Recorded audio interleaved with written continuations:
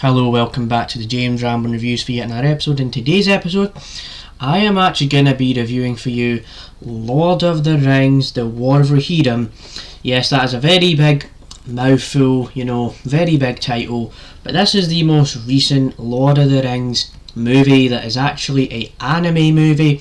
So before I get into how I feel about the film, rating out of 10, I will give you a bit of context and stuff like that, and then I'll talk about how I felt about the animation, how I felt about the movie, the story and things like that, but obviously not going to spoil much.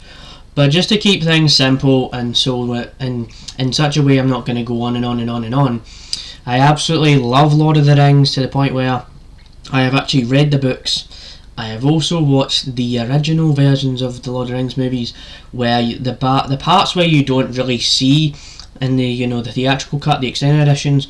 Love those, and also just like the whole universe of Lord of the Rings, and I kind of grew up with it and kind of really just have enjoyed this type of story for quite some time now, and so there is that.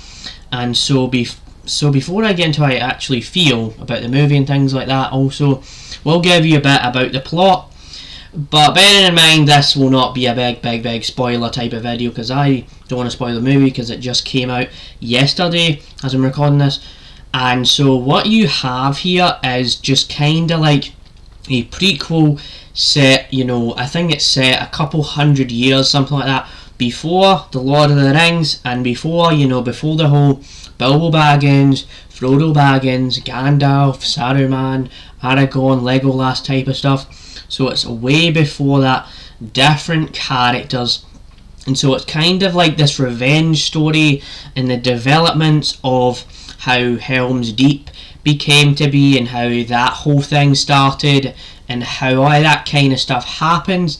And then you've got this girl called Hera in the movie and stuff like that, and there is these kind of characters where they focus on her and then they focus on this other character, and so you kind of have that, and that is my best description. So you have that revenge tale, it's a simple story, and then obviously you've got your battles and your action and stuff like that because it's the War of Rohirrim, and so there is that, and the movie is 2 hours and 15 minutes long, so that is my best description of the movie. So how did I actually feel about Lord of the Rings, The War of Rohirrim? And so I'm going to be honest in saying this, that I absolutely loved this movie. This is amazing because right off of the bat here, I absolutely just realised how good the animation was. Because you can tell that a lot of the shots look really pretty, and especially when the characters move around and all that, it looks very fluid and very intriguing to watch with how it all kind of pans out.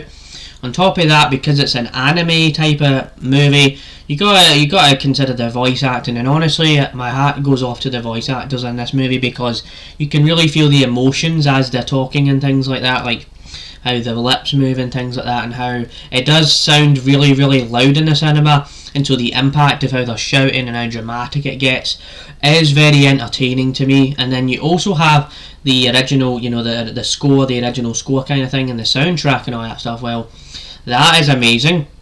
Yeah, yes, sure, there are parts where it's like where they kind of use Lord of the Rings, the stuff they've used in Lord of the Rings, but bear in mind this is kind of related. This is literally a prequel to Lord of the Rings, so obviously we're going to have some elements where they're all kind of connected, so that was kind of cool. And also you also have the actual sound effects in this movie are really well done, where you could hear a character going like boom, boom, boom, boom, boom, boom, and you could feel it bouncing right off of the screen, and it was like, oh my goodness, this is impactful, this is very cool. And as well as that, because it's called the War of Rohirrim, right, there are 3 or 4, 5 or 6 action scenes in the movie, and it is cool, especially between Hera and the other character where they're fighting and stuff like that. And I just really enjoyed this movie. It's a fresh change of pace for the Lord of the Rings franchise, and the fact that it can stand on its own, and just be a part of the Lord of the Rings universe and try something different is very cool.